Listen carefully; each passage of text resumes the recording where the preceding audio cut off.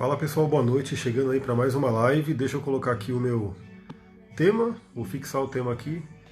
Beleza, uma jornada pelas casas astrológicas, parte 3. Então se você está caindo nesse vídeo agora, saiba que já teve a parte 1, teve a parte 2. Hoje eu vou fazer a parte 3 e possivelmente vai ter uma parte 4 para finalizar toda a jornada sobre as casas astrológicas. Agora eu vou diminuir aqui essa musiquinha que já está bem, né? Enquanto a galera vai chegando, eu vou dando os recadinhos ali. Arro, Paulinha, seja bem-vinda. Eu vou dando os recadinhos. Se você está vendo esse vídeo no YouTube, me segue lá no Instagram, porque ali a gente pode trocar ideia ao vivo na live, né, quando eu entrar. E se você está vendo em qualquer lugar, IGTV, YouTube ou podcast, segue ali no grupo do Telegram, entra no canal do Telegram, porque é lá que eu estou mandando áudios e reflexões diariamente sobre tudo aquilo que eu trabalho, sobre astrologia, sobre tarô, sobre tantra, sobre xamanismo, enfim. Eu vou fazendo um mix aí das reflexões e aí eu compartilho lá, geralmente em formato de áudio. Então fica a dica aí, entra, vai ter, se você está vendo no YouTube, tá aqui embaixo, né, os caminhos para você entrar. Se você está vendo no Instagram, é só ir na minha bio, no meu profile, que você pode receber aí como link, né, para você poder entrar no Telegram. E também você pode me mandar uma mensagem via direct, que eu mando para você o link, para você poder entrar lá no grupo. Gratidão quem for chegando aí. Se vocês acharem que esse tema é relevante, a gente vai falar sobre casas astrológicas, parte 3, astrologia e autoconhecimento. Clica nesse aviãozinho, manda aí para 3 pessoas que se interessam, que gostam de astrologia, para elas saberem que essa live está acontecendo. Viviane, boa noite, seja bem-vinda. Eu entrei um pouquinho atrasado porque eu não ia fazer essa live. Eu estou realmente meio me recuperando ainda, né, de uma baixa energética muito forte que veio esse fim de semana. E aí eu fiz o atendimento aqui, demorei 2 horas e meia, né, conversando com a pessoa, foi maravilhoso, mas desgastou bastante, né, porque eu fiquei ali, né, tendo que dar toda a minha energia. E aí eu terminei, eu falei, poxa, eu não vou fazer essa live, vou deixar para fazer amanhã. Mas aí veio o Capricórnio muito forte e falou, não, você falou que ia fazer, faz essa live hoje, e se bobear amanhã faz uma outra live. Né? Então eu falei, deixa eu entrar, vou entrar com a voz meio rouca mesmo, vou entrar do jeito que estou e espero dar o meu melhor. Então gratidão aí para quem gosta desses temas, né, gosta desses assuntos e compartilha, né, manda esse aviãozinho para as pessoas e manda os coraçõezinhos. Silvia, muito grata, eu que agradeço, Arro, seja bem-vinda. Então vamos lá, né? Mandei para 5 pessoas, gratidão, é isso aí, esse é o compartilhar, né? E aí a pessoa recebe no Instagram dela, se ela achar interessante, ela entra, assiste aqui com a gente, mas pelo menos a gente garante que, pelo menos ela foi notificada, porque o Instagram, ele cada vez mais ele notifica menos, né? Ele compartilha menos as coisas com as pessoas. Então é a gente que tem que ir compartilhando boca a boca com o que a gente gosta. Então vamos lá, né? A gente está fazendo essa jornada pelas casas astrológicas. Eu vou passar rapidinho para todo mundo entender a diferença de signo, casa e planeta. Eu já falei bastante sobre isso na primeira live, né? Então, basicamente, o planeta, os planetas que a gente tem no mapa, todo mundo tem todos os planetas, eles são parte da nossa psique. Eles são como se fossem impulsos psicológicos nossos. Então a gente tem o impulso, né, do Sol, o impulso da Lua, o impulso de Mercúrio e assim por diante. E cada um desses planetas é um arquétipo, é um modelo que a gente pode seguir. Então o modelo do Sol fala sobre o nosso brilho, o modelo da Lua fala sobre nossas emoções, nossa intimidade, o modelo de Mercúrio fala sobre comunicação. Sheila, boa noite, seja bem-vinda. Arro. Então o que acontece? Você realmente tendo ali o conhecimento do que são os planetas eles são impulsos psicológicos. Basicamente isso. Todo mundo tem todos os planetas. Fernanda, Arro, seja bem-vinda. Adoro terapia, eu sou Arro, seja bem-vinda aí. Quem estiver gostando dessa live, clica no coraçãozinho aí, porque esse coraçãozinho ajuda a trazer mais gente, né? Vir mais gente interessada nesse tema. Então todos nós temos todos esses planetas, eles são arquétipos, são grandes modelos, que a gente começa a entender como é que funciona. E a astrologia, galera, é uma viagem, uma jornada, é uma coisa muito doida. Né? É uma coisa muito doida, mas maravilhosa ao mesmo tempo. Porque a hora que você está vendo aqueles símbolos ali, e o cérebro parece que vai pipocando, vai fazendo um monte de conexão, e você começa a conversar com a pessoa, e a pessoa vai olhando ali e fala, meu, ele está falando de mim mesmo, ele está falando do que aconteceu. Então é muito legal, porque funciona. Né? Funciona com o quê? Com base nos símbolos, nos arquétipos. Fernanda, boa noite. Então o que acontece? Os planetas são isso. Todo mundo tem. Né? Todo mundo tem Sol, Lua, Mercúrio, Vênus, Marte, assim por diante. Todo mundo tem um impulso para o amor, todo mundo tem um impulso aí para a sexualidade, todo mundo tem um impulso para a fé, todo mundo tem um impulso aí das limitações que a gente tem. Cada um dos planetas representa uma série de coisas. A gente tem os signos. Os signos seriam o quê? Também todo mundo tem os 12 signos, né? Acredite você ou não, se você não gosta de determinado signo, saiba que você tem esse signo em algum ponto do seu mapa. E pode ser inclusive que você tenha planetas ou pontos que você não saiba, mas que estão nesse signo. Então é muito importante você ter essa noção de que nós somos os 12 signos. Nós temos todos os arquétipos. Obviamente, por exemplo, hoje eu atendi uma pessoa de Sagitário, né, do finalzinho de Sagitário, mas que escolheu vir trabalhar Capricórnio loucamente. ele tinha nada menos do que, se eu não me engano, era 5 planetas mais o ascendente, né? E mais a cabeça do dragão, ou 6 planetas mais o ascendente mais a cabeça do dragão. Ou seja, você olha no mapa dele, Capricórnio, ele estava ali, todos os planetas unidos, né? Um stellium que é chamado em Capricórnio. Então, queira ou não, ele, nesse caso, a alma dele escolheu viver a energia de Capricórnio ao máximo. E é aquela coisa, se ele não aprende a viver Capricórnio nessa vida, provavelmente ele vem com mais Capricórnio nas vidas posteriores que fala, você tem que viver essa vida. E olha que ironia, né? Uma das questões que ele tinha, né, é que ele não tinha disciplina, né? Ele estava indisciplinado. Eu falei, pois é, você tem um potencial enorme para ter disciplina, que é o Capricórnio, só que você tem que buscar isso.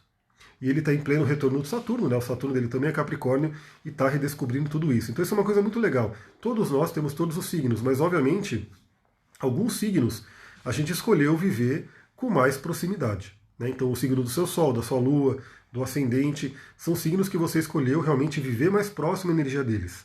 Lembrando que, por conta de trânsitos, progressões e revoluções, a gente também acaba passando por todos os signos. Por exemplo, eu tenho Lua em Câncer.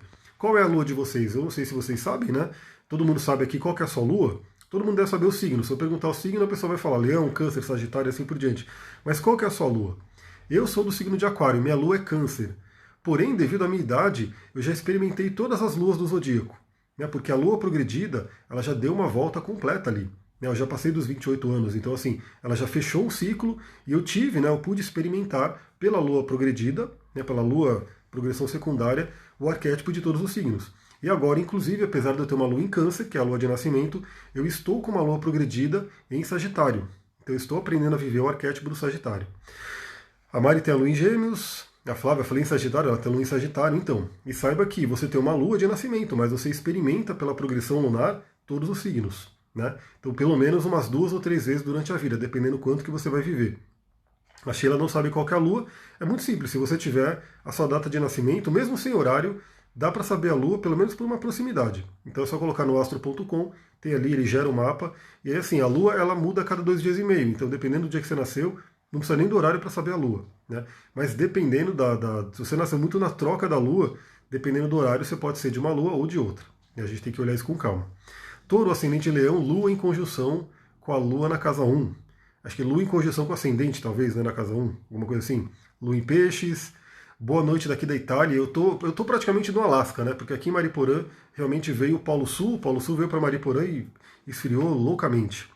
Lua em Virgem, não sei qual casa, é importante saber a casa também, porque agora sim a gente entra na questão das casas. Então, enquanto os planetas são impulsos psicológicos, são partes da nossa mente, os signos são como esses impulsos vão se manifestar. Então, são como se fossem os arquétipos. O meu Sol se manifesta como Aquário, né? Então traz todo o simbolismo do Aquário. Minha Lua se manifesta como Câncer, traz todo o simbolismo de Câncer e assim por diante. As casas, que também todo mundo tem as 12 casas, é o palco onde tudo isso acontece. Então a casa, ela traz tudo isso aqui para a Terra. Ela é como se fosse aí, talvez, quem não está familiarizado com a Kabbalah, com a árvore da vida, pode ficar um pouco perdida ou perdido, mas ao longo do tempo que vocês vão me assistindo, vocês vão entendendo tudo. As casas poderiam significar aqui Malhut, né, que seria o nosso plano físico. A gente realmente, eu estou muito resfriado, exatamente. Eu falei, eu não ia fazer essa live, mas eu falei, vou fazer sim, porque né, o Capricórnio falou, vai lá e faz. Faz uma hoje e se bobear, faz outra amanhã. Então estamos aí fazendo a live e espero que esteja, apesar da voz meio diferente, espero que esteja indo bem para todo mundo aí, que vocês estejam gostando. Apesar de eu não estar vendo coraçãozinho, né, então não sei se está tão legal aí, mas espero que sim. Então o que acontece? As casas trazem para a Terra. Se vocês visualizarem o mapa astral, vocês podem ver que ele é um círculo, né, onde as casas estão aqui em volta, os signos estão fora, os planetas estão dentro das casas, e as casas formam linhas que vão para o centro. Como se fosse assim, a gente está aqui no meio do mapa astral. Eu estou com o mapa astral aqui para mostrar? Não estou, infelizmente eu não estou. Mas vocês já viram, com certeza, né, o que é o mapa astral, aquela roda, aquela mandala. No meio seria o planeta Terra. Então as casas, elas têm as cúspides que trazem as energias dos signos e dos planetas aqui para a Terra, para a gente viver aqui. A Paula falou, tá ótimo, arro, gratidão. Envio de cura para o seu respirar, gratidão, envio de cura tá rolando. Eu já estou com minhas pedrinhas aqui, obviamente, né? Estou aqui com minha espada de São Rafael aí. E estamos indo, né? Já estou tranquilo aí. Aí como eu falei muito no atendimento, né, que eu fiz agora à tarde, eu falei, putz, acabou minha energia. Mas eu falei, não, deixa eu fazer lá, deixa eu fazer a live hoje, faço a outra amanhã e continuo atendendo amanhã e vambora. Lua em Virgem na casa 12, achei o mapa natal que você fez para mim, arro, então, Lua na casa 12. É uma lua que está numa casa que é uma casa dificilmente acessada pela maioria das pessoas. Por isso que é uma casa que o pessoal acha que ela é ruim, mas ela não é ruim. Hoje eu atendi uma pessoa que tem muitos planetas da casa 12 e ele falou: Meu Deus, eu sempre achei que a casa 12 era ruim. Eu falei: é ruim para quem não busca o autoconhecimento. É ruim para quem não busca espiritualidade, mas é uma casa maravilhosa. Deixa eu cheirar um óleo essencial aqui. O eucalipto maravilhoso, porque as curas são naturais, né? A natureza nos cura. Então vamos lá, né? Falei tudo isso e a gente fez a jornada pelas casas. Passamos da casa 1 até a casa 6, que é a parte de baixo do mapa, que seria a parte noturna e que seria a parte do desenvolvimento individual, ou seja, você desenvolvendo a si mesma. Paramos em Virgem na casa 6, né? Quer dizer, paramos na casa 6, que tem uma equivalência com a energia de Virgem. Agora a gente entra na casa 7. A casa 7 é uma casa angular, né? As casas angulares são casas muito importantes. O que são as casas angulares? São casas que tem ali o ascendente e o descendente, que é a casa 7, o meio do céu, que é a casa 10, e o fundo do céu, que é a casa 4.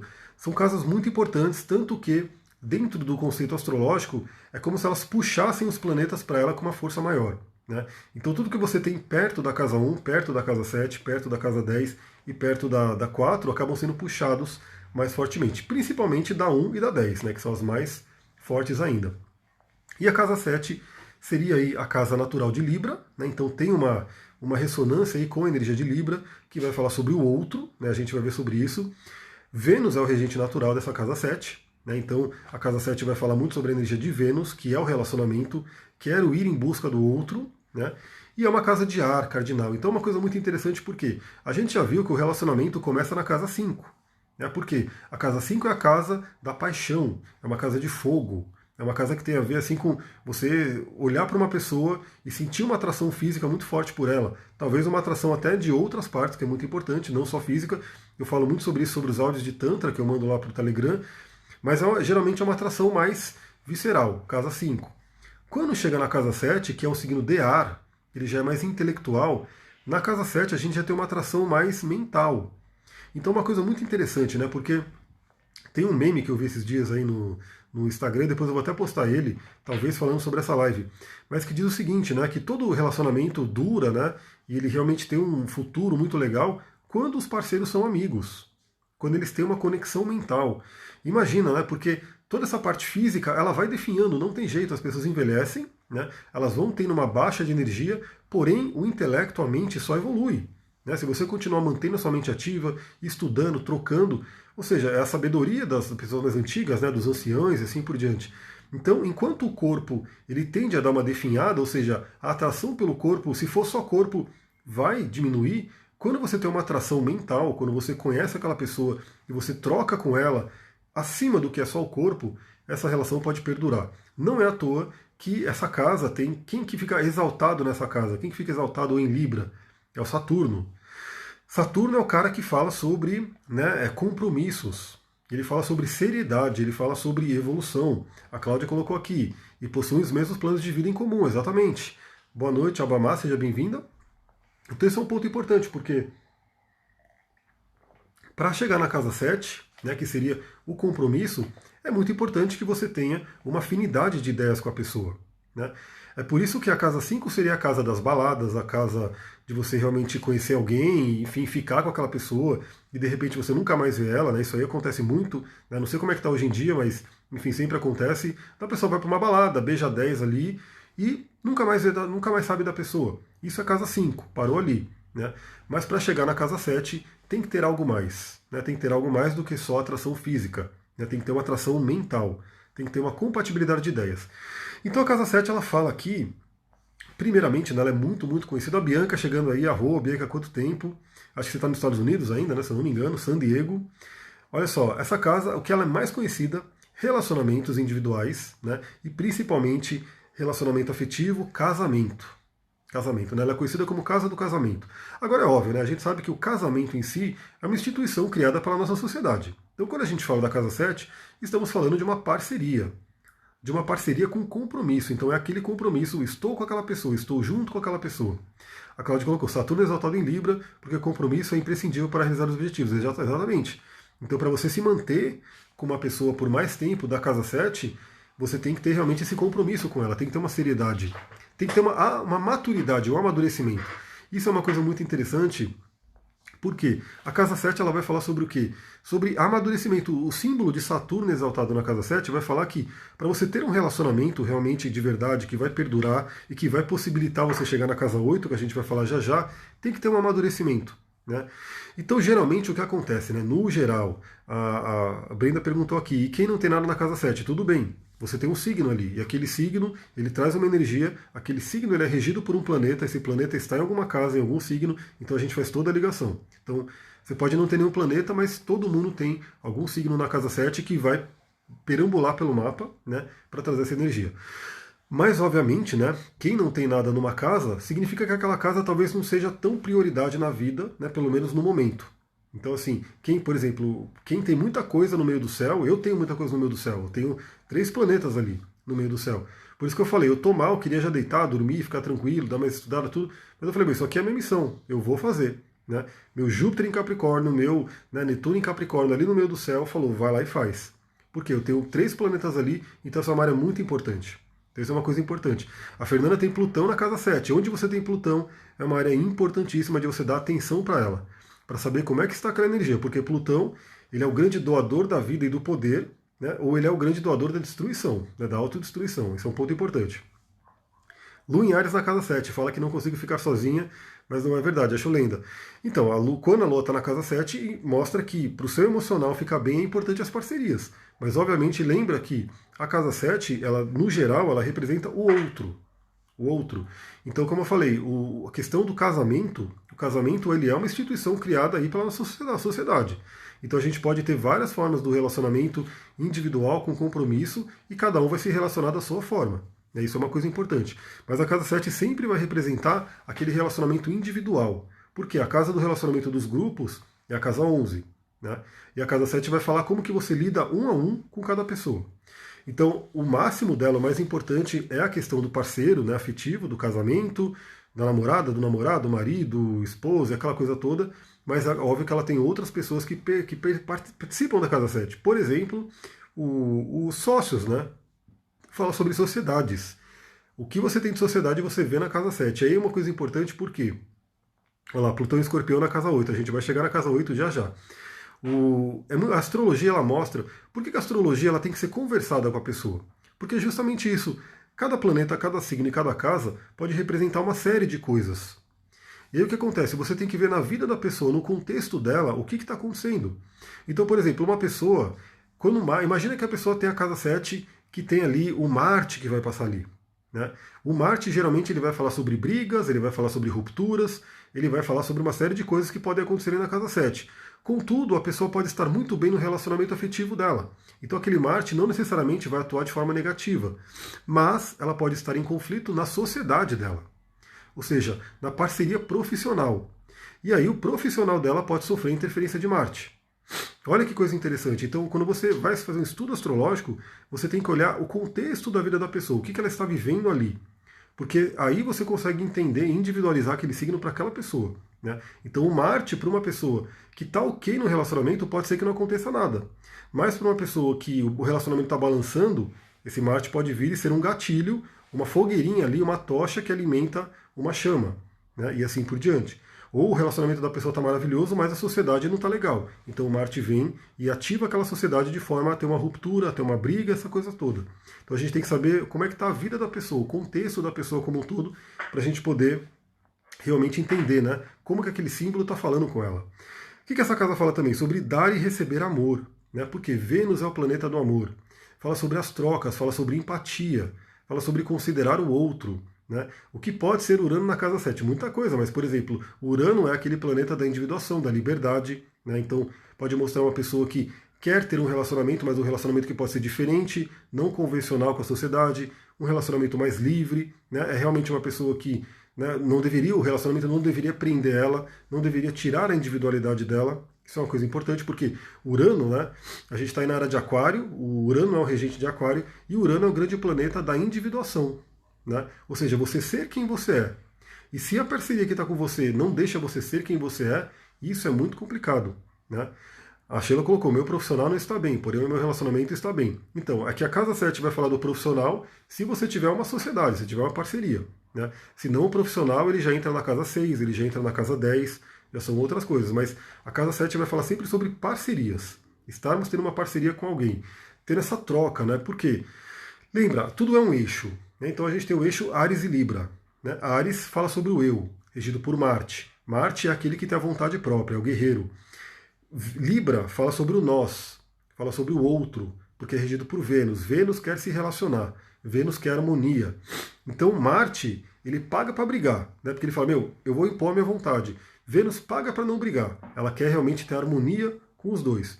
Agora, é óbvio, e aí a gente tem tanto o simbolismo de Áries e Libra, Marte e Vênus, quanto casa 1 e casa 7. Cada pessoa vai viver isso de acordo com o momento dela. Então, por exemplo, eu estou experimentando alguns momentos onde eu estou sendo convidado a viver energia de Áries, né? Então é realmente me impor e falar não.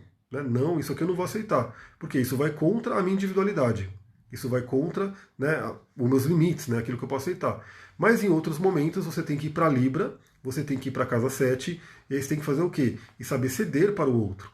Por isso que é o dar e receber amor, por isso que são as trocas, por isso é realmente o se relacionar, por isso é a empatia. Empatia tem muito a ver com saber lidar com o outro, saber o que a pessoa está sentindo, né? Se colocar no lugar do outro, basicamente. Então Marte, ele não quer saber de se colocar no lugar do outro. Por isso que o Marte em Libra, né, é o Marte em exílio. É o Marte que, pela astrologia medieval, é um Marte problemático, um Marte fraco, por quê?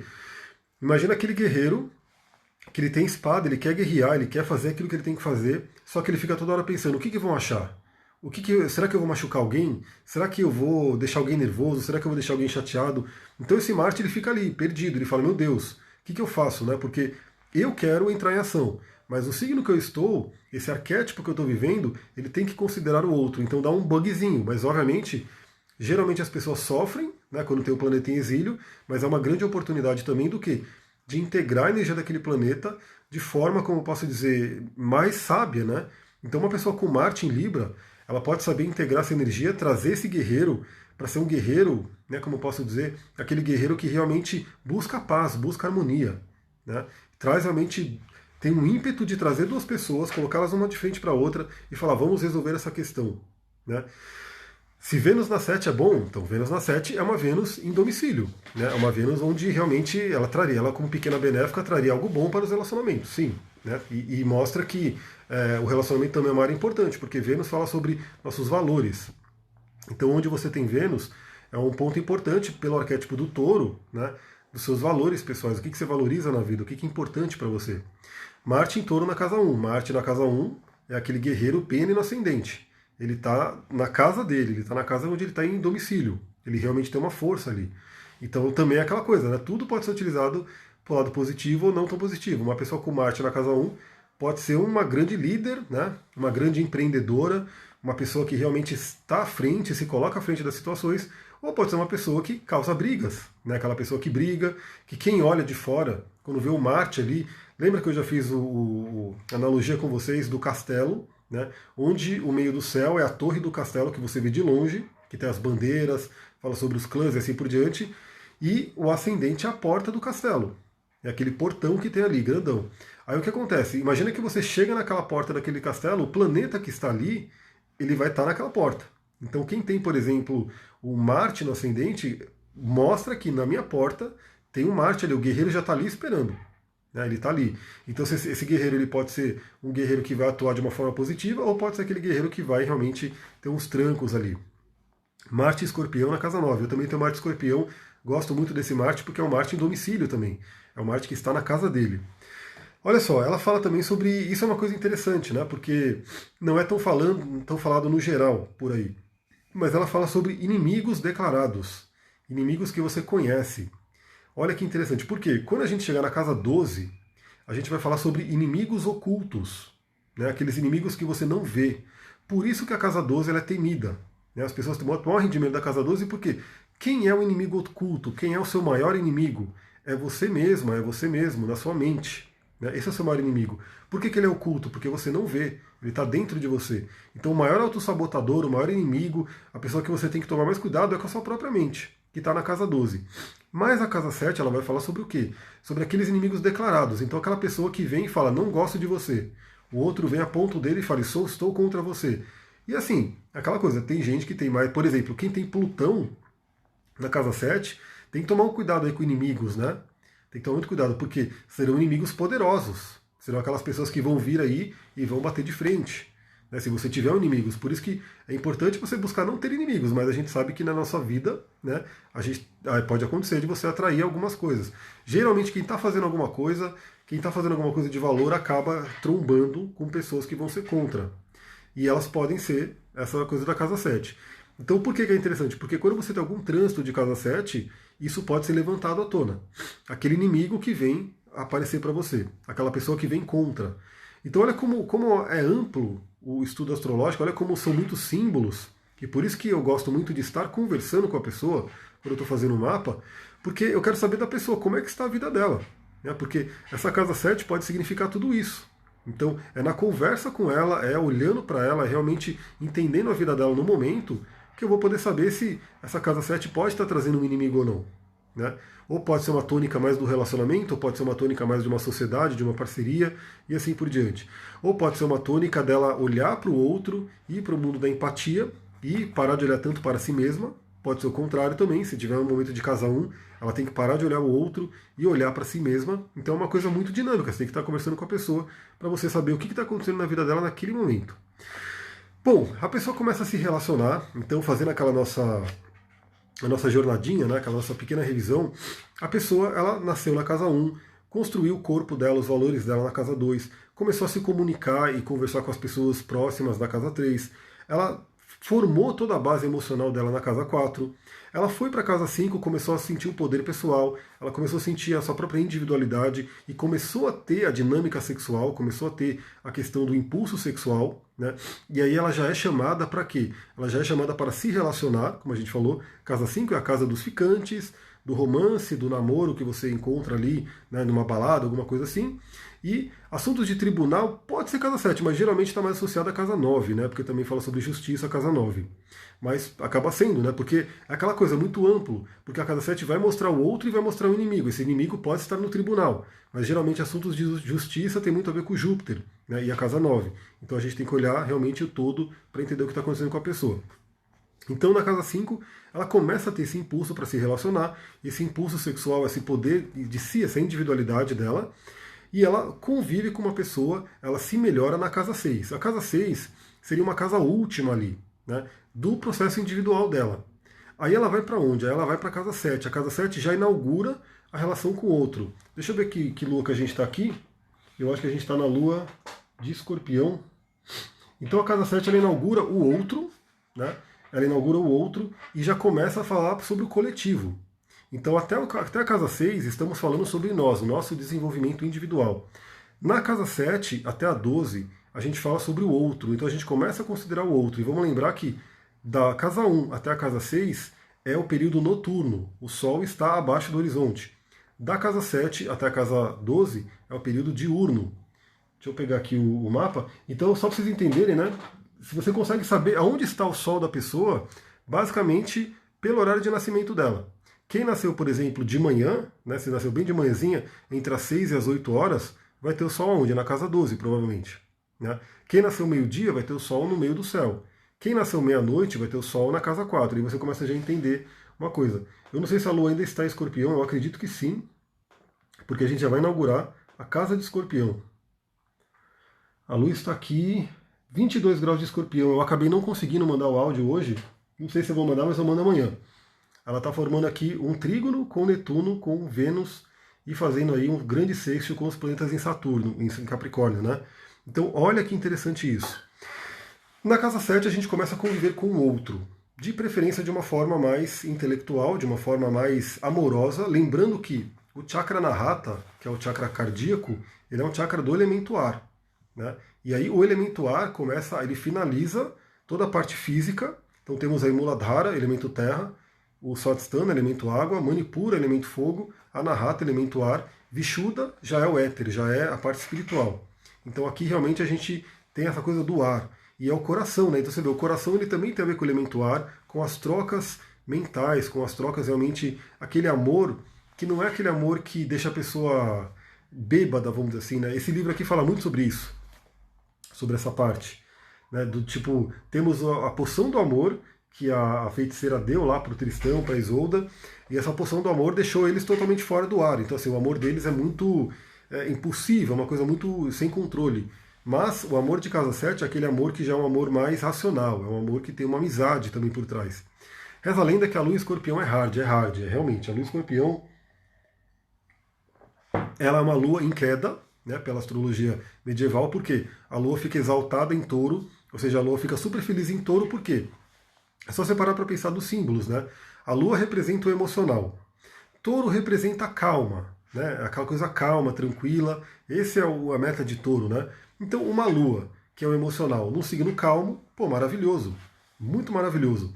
Agora, uma lua no signo de escorpião, que representa o caos energético, é aquela emoção, é aquela coisa, né, do pessoal que fala, eu sou 880, ou eu tô ali em cima, ou eu tô ali embaixo. Só que é tudo aquilo que Buda falou para não fazer, né? Tipo, não é para ser 880, é para você chegar num caminho do meio. Então, se você vai muito para um lado, de repente o pêndulo te leva com tudo para o outro lado e você fica sempre indo para lá e para cá. Né? Sendo como se fosse aquela raquete, imagina que você está ali num jogo de tênis, você é a bolinha que vai de um lado para o outro. Né? Ou a roda da fortuna que a gente vê no tarô, que você fica subindo e descendo. Então, estou muito feliz, muito triste, muito feliz, muito triste. Quando o caminho do meio é o quê? É você saber sentir tudo, né? Mas ter uma harmonia daquilo. Agora é óbvio, né? Não quer dizer que a lua escorpião em si é ruim, mas ela é uma lua em queda, uma lua intensa, e que se a pessoa não souber lidar com a lua escorpião, ela realmente tem um grande sofrimento. E já que a gente falou da lua escorpião, que é exatamente onde ela está agora, e agora, no mapa de agora que eu estou vendo aqui, ela está na casa 8, inclusive, é uma lua escorpião na casa 8, que é de escorpião, a gente entra na casa 8, que é a casa natural do escorpião, como a gente falou, tem uma associação aí energética com o signo de escorpião. Seu regente natural é Marte e Plutão, então novamente, né? Imagina as emoções com o arquétipo de Marte, que é o guerreiro, e de Plutão, que é o senhor do submundo, o senhor dos infernos. Então por isso que o escorpião é um pouco tenso para a Lua. E é uma casa de água fixa, ou seja, água muito profunda, emocional muito profundo. É uma casa realmente, que eu falo, a casa da magia, do ocultismo, a casa da sexualidade, a casa da morte. Né? Tudo que é morte tem a ver com a casa 8. Né? As experiências de quase morte, as experiências de morte em si, as experiências de morte simbólica, o desapego no geral tem a ver com a casa 8. O áudio que eu ia gravar hoje tinha a ver com o desapego. Né? Eu já até falo um pouquinho aqui do desapego, da importância para a gente vai falar da casa 8 justamente sobre isso. Então olha só, o que ela fala, né? Olha que interessante. Conexões profundas, sexualidade. Isso é um pouco polêmico, porque a galera da astrologia medieval não gosta de associar a casa 8 com sexualidade. Eles não gostam, não sei porquê, mas enfim, tem uma certa rixa ali. Mas para quem estuda, para quem se aprofunda na psicologia humana, no psique humano, entende que sim, a casa 8 tem muito a ver com sexualidade. Por quê? Morte e sexualidade estão lado a lado. Aliás, esse livro aqui, ó, Amor e Orgasmo, né, que vai falar sobre toda essa parte da psicologia, ele vai falar, ó, tem um capítulo aqui que ele fala justamente sobre isso. O capítulo é esse, ó, Morte, Sexo e Individualidade. Morte, Sexo e Individualidade. E não só esse livro, vários outros livros que vão estudar a psique humana, é muito ligado ali o assunto da morte e do sexo e do orgasmo em si, né? Porque o orgasmo, que é uma experiência de morte, uma pequena morte, como dizem os franceses, né? Le petit muerte, não sei como é que fala em francês, mas enfim, é a pequena morte. O orgasmo seria a pequena morte. É justamente essa conexão profunda, essa pequena morte durante o ato sexual, que permite que a pessoa se funda com a outra. Então, olha, por isso que eu falo que essa casa, a casa 8, é a casa do sexo tântrico. Né? E a casa 5 é a casa do sexo mais por prazer, para aquela coisa que fica nos primeiros chakras. Né? Muladhara, Swadhisthana e Manipura. Não tem nada de errado, é muito bom também. Mas a casa 8 inaugura os outros chakras. Né?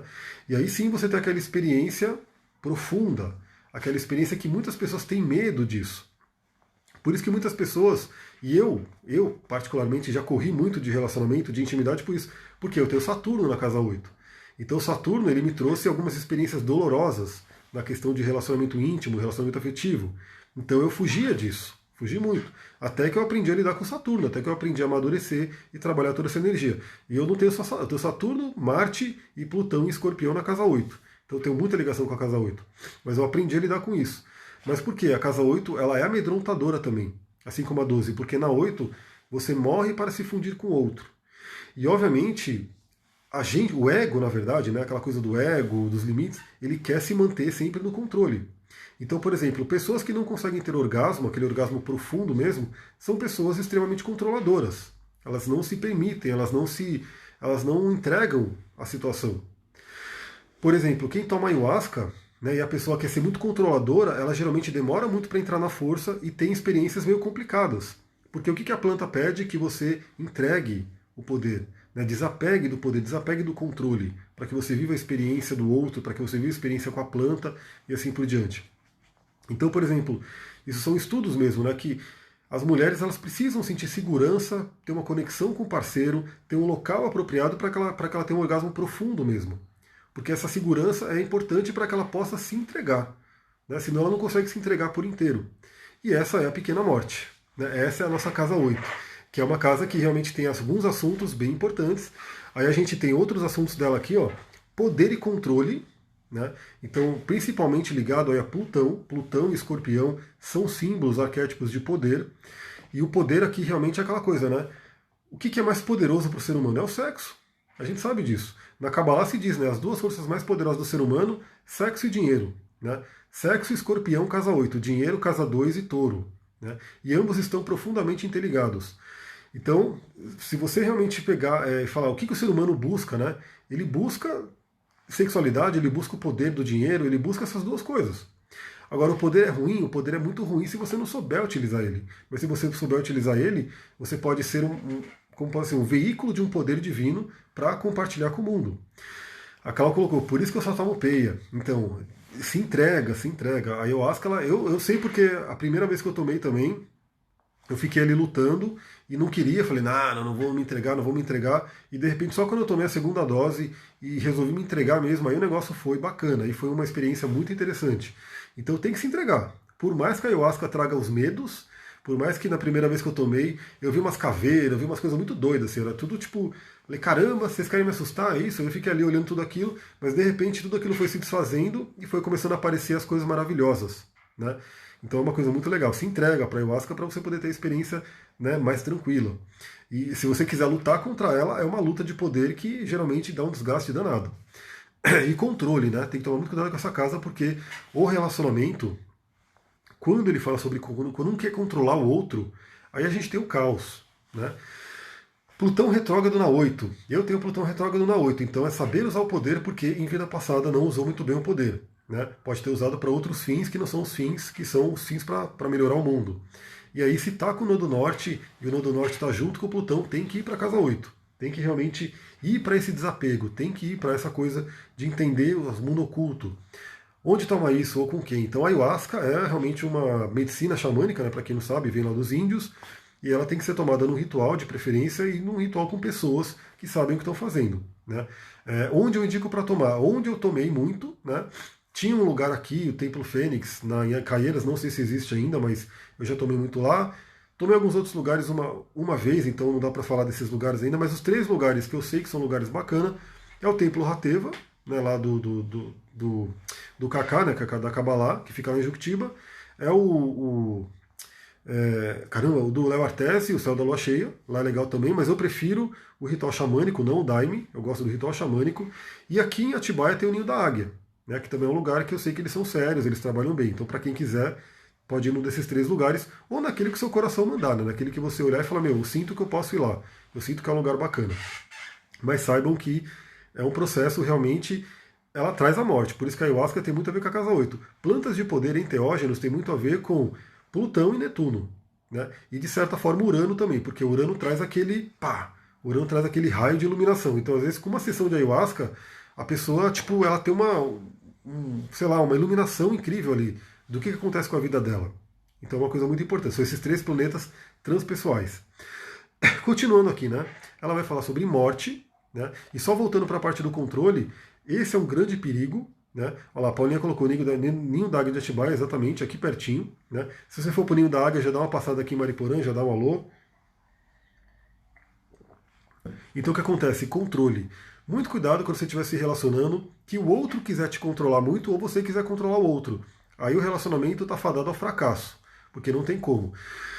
Relacionamento tóxico, relacionamento abusivo, tudo isso tem muito a ver com o quê? Com um querer controlar o outro.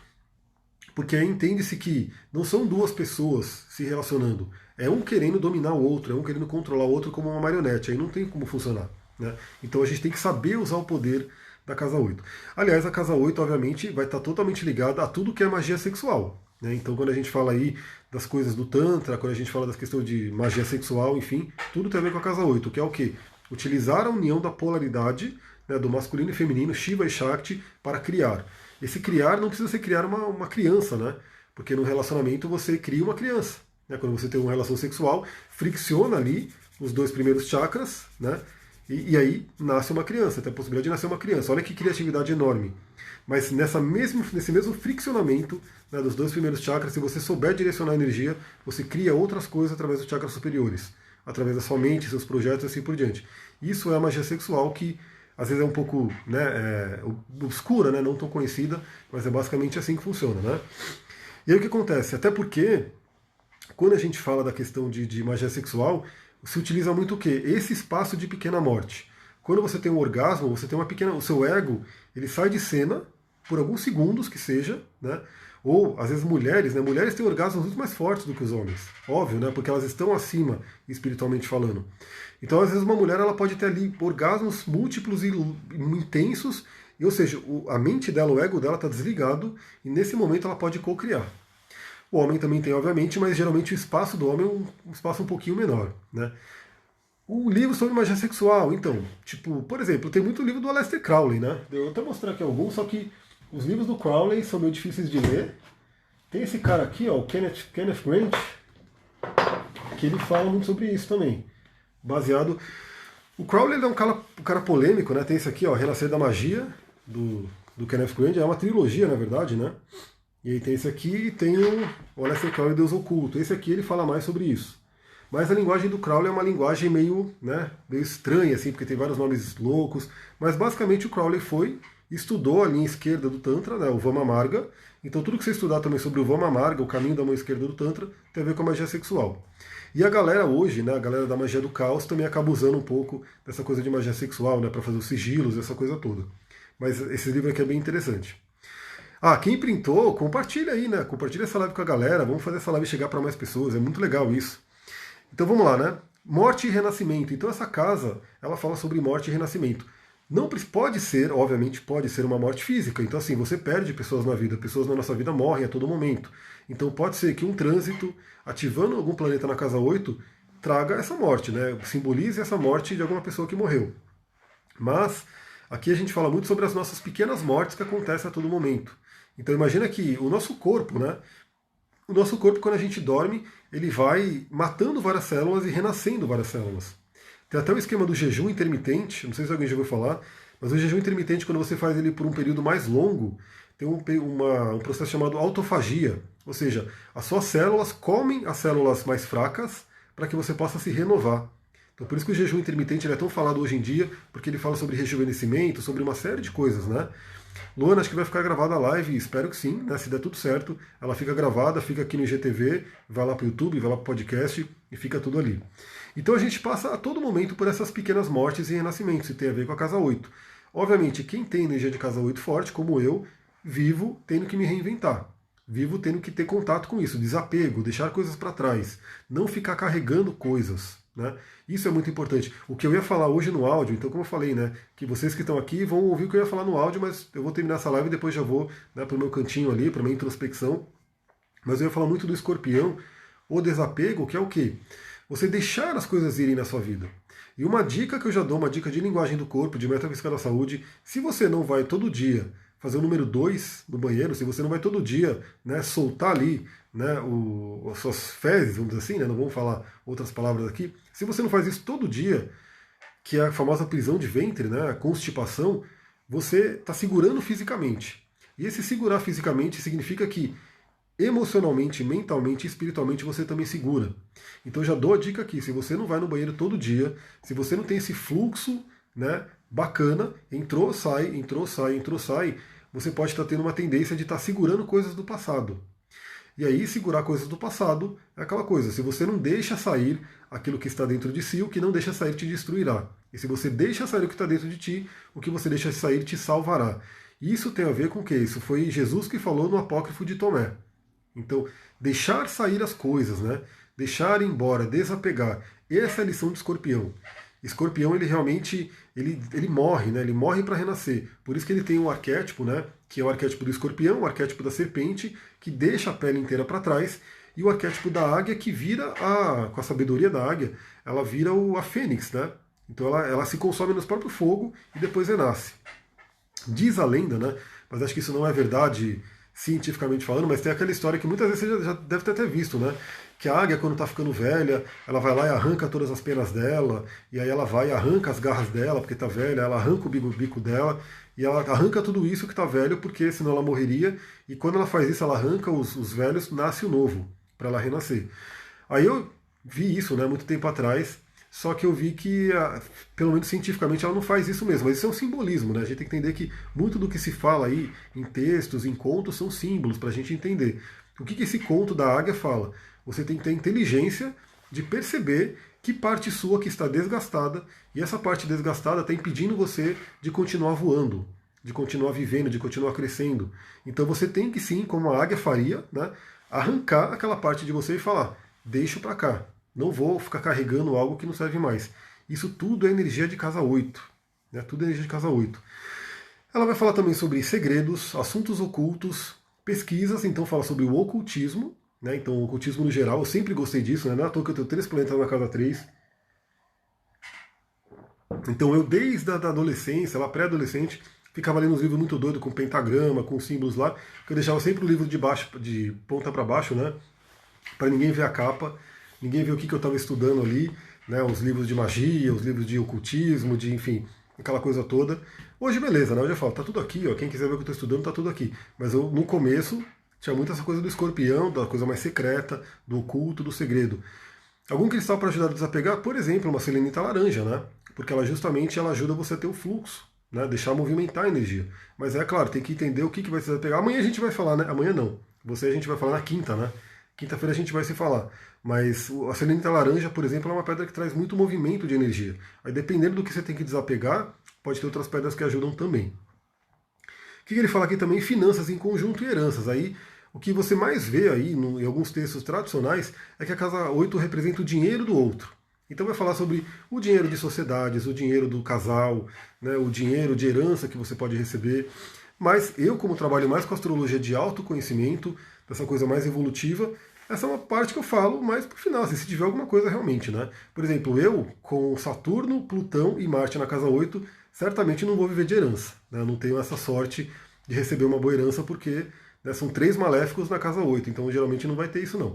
Eu tenho que torcer para não receber bucha, né? Para não receber uma porrada ali de herança, mas enfim, isso fica para uma próxima. Deixa eu ver como é que tá o tempo, eu acho que dá pra gente falar da casa 9, né? E aí depois, a terceira live, a quarta live, a gente fala da casa 10, 11 e 12. Quando você passou por todo esse porão de escorpião, por toda essa coisa intensa de escorpião, né? Que é umbral, o escorpião, se precisar, desce no umbral e volta de novo, né? Vai lá pro Hades, que é o plano de Plutão, e volta. Quando você sai disso, né? Quando você vai pro fundo do poço e você levanta novamente, obviamente você tem o que? Sabedoria. Sabedoria, porque a gente aprende como? A gente aprende. Tanto que tem um astrólogo chamado Stephen Forrest, eu gosto muito dos livros dele, a linha dele que ele pensa é muito parecida com a minha. Eu já terminei o livro Fire, né, que ele tem 4 livros para os elementos. Né? Então o primeiro livro é o Fire, que fala sobre o elemento fogo. Agora eu estou lendo o livro Earth, que fala sobre o elemento terra. E ele fala sobre touro, ele fala sobre o touro é a calma e o escorpião é a sabedoria. E são 2 passos que vão andando. Touro, calma, sabedoria, calma e sabedoria. Então o que acontece? A sabedoria vem de onde? Vem desse mundo do escorpião. Vem desse mundo do umbral, que você desce ali e você sofre na pele e você, enfim, tem essa experiência de quase morte. É muito fato, assim, pessoas que passam por coisas muito intensas na vida, elas se transformam. E aí vem para a casa 9, que é uma casa muito mais leve, é uma casa de fogo, né? Casa natural do Sagitário. Todo mundo conhece, sabe que Sagitário é aquela energia mais expansiva, mais alegre, que tem mais fé, né? Aquela coisa toda. Júpiter é o regente natural, grande benéfico. E uma casa de fogo mutável. Então ele fala sobre a sabedoria da fé, inclusive. né? Então, você visita o submundo de Escorpião, você visita o sofrimento e você realmente aprende ali a fé. A Paulinha colocou, está na hora de você escrever seus próprios livros. Ah, eu quero mais pra frente, eu quero fazer isso mesmo, viu? Eu quero fazer isso mesmo. Mas enfim, por enquanto eu estou tendo que fazer via live mesmo, eu estou compartilhando aqui em live, em atendimento, mas eu tenho muita vontade sim de escrever, eu só preciso conseguir parar, sentar para isso, mas em breve, né, quem sabe, a gente vai ter aí eu lançando alguns e-books, nem que seja na Amazon, nos Kindle, mas gratidão aí.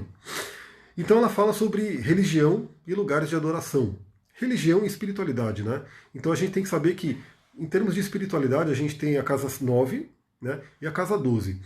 A casa 9 vai falar mais da coisa mais organizada, de religiões mesmo, né? Lembrando que espiritualidade não é necessariamente religião. Aí você entra na casa 12, que é aquela espiritualidade mais ampla. Não é à toa que as duas casas, casa 9 e casa 12, são regidas por Júpiter, porque Júpiter fala sobre espiritualidade. Então essa casa 9 ela fala sobre a fé, sobre a fé. Então como que está a sua fé? Quando você passa pelo vale da sombra e da morte ali da casa 8, você precisa da fé. E quando você ultrapassa aquilo, você percebe que a fé funciona, você conseguiu, você ultrapassou. Você venceu ali aquele vale escuro e você conseguiu chegar onde o sol está brilhando. Então isso tudo tem a ver com a casa 9. A casa 9 ela vai falar também sobre essa coisa das suas crenças, né? O que você aprendeu sobre a vida. Então olha que importante, na casa 8 você pode passar por algum trauma, né? Alguma coisa, alguma violência, algum abuso, alguma morte que te deixou com algum trauma, né? Algum ente querido que morreu e você ficou com algum trauma. Então essa casa 9, essa casa 8, ela pode gerar uma crença limitante, uma crença negativa que fica na casa 9. Então, de repente, se você sofreu, vou dar um exemplo bem básico assim, né? Mas se você sofreu uma grande traição, né? Você estava ali se relacionando com alguém, sofreu uma grande traição, e aí você ficou com um trauma enorme, meu Deus, fui traída, e fica aquela coisa de sofrimento. Você gera uma crença em você de que se relacionar é receber uma traição, é ser traída. Então eu não quero mais me relacionar. Quantas e quantas pessoas eu já vi assim, né? Pessoas que realmente sofreram uma decepção, um trauma ali de relacionamento e não querem mais se relacionar e fogem de relacionamento, né? E acham que relacionamento não é para elas. Só que o relacionamento é para todos os seres humanos. A gente precisa disso. Então a casa 9, ela pode tanto te mostrar crenças limitantes que você alimentou por alguma forma, pode ser um trauma, pode ser uma experiência de vida que você passou, e as crenças positivas. Então a todo momento você pode visitar a casa 8 para ressignificar crenças que vão para a casa 9. Não é à toa que muitos trabalhos de cura são feitos com base no subconsciente. Então, a massagem que eu faço, massagem tântrica bioenergética, é uma massagem que pega os corpos sutis, pega a parte do subconsciente. Quando você trabalha, por exemplo, com uma hipnose, a hipnose trabalha com o subconsciente. Quando você pega um Theta Healing, trabalha com o subconsciente. Tudo aquelas coisas que vai profundamente nas camadas inferiores ali da nossa psique, que é a casa 8, para ressignificar memórias, ressignificar situações, para que elas saiam para a casa 9 de forma mais saudável, né? Para que você olhe para aquele trauma, você ressignifique ele, e aí na casa 9, em vez de chegar uma crença limitante, assim, não posso me relacionar, não é para mim, chegue uma crença bacana de que o relacionamento é para mim. Aí você visita a casa 8 e casa 9. Fica aquela coisa nas terapias, né? Ela fala também sobre lugares de educação superior, então a famosa educação superiora, né? Então, faculdade, né, estudos mais longos. Então, assim, a casa 3 é aquele estudo mais rápido que você faz, uma palestra, um curso rápido, aquela coisa toda. A casa 9 é onde você se dedica a alguma coisa. Então, por exemplo, para você estudar astrologia, você tem que se dedicar muito, muito, muito, muito, não tem jeito. Astrologia é um tema infinito, né? Você tem que olhar muito para a astrologia, estudar muito aquilo. Isso é a casa 9, isso é Júpiter. Júpiter expande, né, o seu estudo, sua mente, aquela coisa toda. O eixo casa 9 e casa 3, né, fala sobre o eixo do conhecimento. É o eixo de Sagitário e Gêmeos, né, que fala sobre o quê? O conhecimento. Sendo Sagitário o conhecimento superior. O Gêmeos é o conhecimento mais, como eu posso dizer, mundano, assim, um conhecimento mais breve que você tem, mas ambos são importantes. Essa casa, como eu falei, ela fala do direito. Então quando você fala sobre alguma coisa de justiça, de tribunais, assim por diante, geralmente a casa 9 é Júpiter. Fala sobre política também, né? E fala sobre destinos longínquos e jornada da vida, sobre viagens, sobre grandes viagens. Então essa é uma casa que fala sobre a parte de você viajar para outros países, sobre overseas. Então, por exemplo, quando uma pessoa me fala, será que é legal viajar esse ano para algum país longe? Se ela tiver alguma coisa ali tocando a casa 9, o Sagitário, né, o Júpiter, certamente é. Né? Uma pessoa que tem Sol na casa 9, ela pode se beneficiar muito viajando para outros lugares, outros países e conhecendo outras culturas. Né? Quem tem, por exemplo, imagina um ano, né, um ano de revolução solar, que o seu ascendente do ano ou o Sol do ano cai na casa 9. Geralmente esse é um ano muito bom para você viajar, para você conhecer outras culturas. Obviamente, essas viagens, quando a gente fala, né, da casa 9, pode ser uma viagem espiritual. Pode ser uma viagem, por exemplo, da ayahuasca. Você toma uma ayahuasca e viaja por outros planos. Né? Não só por outros países, mas por outros planos. Né? Você vai realmente ali para outras dimensões, que é o que a ayahuasca traz. Né? A gente entender que tem vários planos de existência e você viaja. Por isso você pode encontrar outras pessoas. Você vai para o passado, vai para o futuro, vai para o mundo inferior, vai para o mundo superior. Isso tudo é viagem. E galera, é isso, essa casa 9. Então na casa 9 a gente aprendeu muita coisa, a gente ganhou muita sabedoria, a gente se formou. E na casa 10, que a gente vai falar na próxima live, a gente começa a colocar isso em prol do mundo. A gente fala aqui, eu falo que a casa 10, Capricórnio e Saturno, é o aluguel que a gente paga para estar aqui nesse planeta. Então todo mundo, imagina que você passou por toda essa jornada, nasceu na casa 1, trouxe seus valores, seu corpo na casa 2, começou a se comunicar, aprendeu ali a usar sua mente na casa 3, trouxe toda a sua base emocional na casa 4, trouxe a sua individuação, se relacionou com as pessoas na casa 5, descobriu seus talentos, se aprimorou, se aperfeiçoou na casa 6, fez parcerias ali na casa 7, de repente até encontrou alguém para você poder fazer uma parceria profunda na casa 8, teve muitas dores, muitas experiências nessa casa 8, chegou na casa 9, você tem muita sabedoria, muitos estudos, e o que você vai fazer com essa sabedoria? O que você vai fazer com essa experiência? Você vai compartilhar na casa 10, na casa 11 e na casa 12.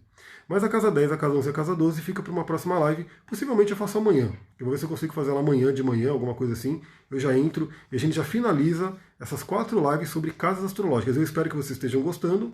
Se você está gostando, vai lá, compartilha com as pessoas, manda para outras, manda para grupo de WhatsApp, grupo de Telegram, grupo de Facebook, enfim. Veja as pessoas que gostam de astrologia, esses grupos, né, que tem essas pessoas, espalhem a mensagem e amanhã, se der, eu já faço a finalização dela. Teremos 4 lives, 4 vídeos, 4 horas de conteúdo praticamente explorando as casas astrológicas. Dou a dica para quem quiser começar estudos, esse livro é bem bacana, ele é bem simples, né, ele traz tudo bem mastigadinho, assim, bem detalhado, né, o que é astrologia, é uma boa opção para quem quer começar. Astrologia sem segredos, tá? E aí, obviamente, se você quiser entrar no mundo da astrologia, você vai pegando outros livros e vai aprofundando muito mais. Quem quiser, tira um print agora dessa live, né? Tira um print aqui, compartilha, fala daí sobre essa live sobre a Casa 7. Esse é o momento. Muita gratidão para vocês. Namastê, Harion. Um beijão. Até a próxima.